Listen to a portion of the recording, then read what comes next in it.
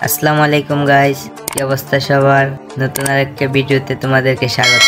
আজকে আমি তোমাদেরকে দেখাবো কিভাবে এলাইট মোশন দিয়ে তোমরা প্রফেশনাল থাম্বনেল ডিজাইন করবে। চলিয়ে শুরু করতে হ্যাঁ।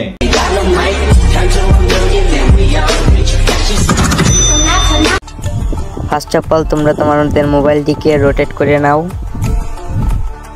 ডেসক্রিপশন বক্সে দেওয়া লিঙ্কের থেকে XMLটি ডাউনলোড করে নাও। তারপর এলাইট মোশন অ্যাপে গিয়ে এটা ওপেন করবা, তাহলে এরকম একটা পেজ পেয়ে যাবে।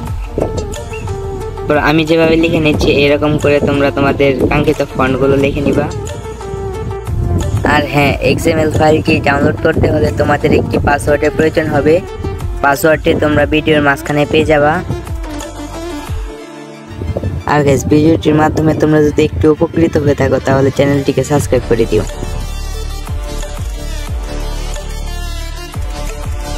তারপর তোমরা গ্যালারি থেকে তোমাদের ক্যারেক্টারটিকে সিলেক্ট করে নিবা।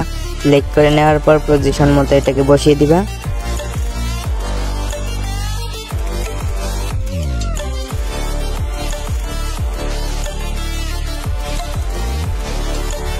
তারপর তোমরা তোমাদের প্রয়োজন মতো কিছু PNG অ্যাড করে দিতে পারো।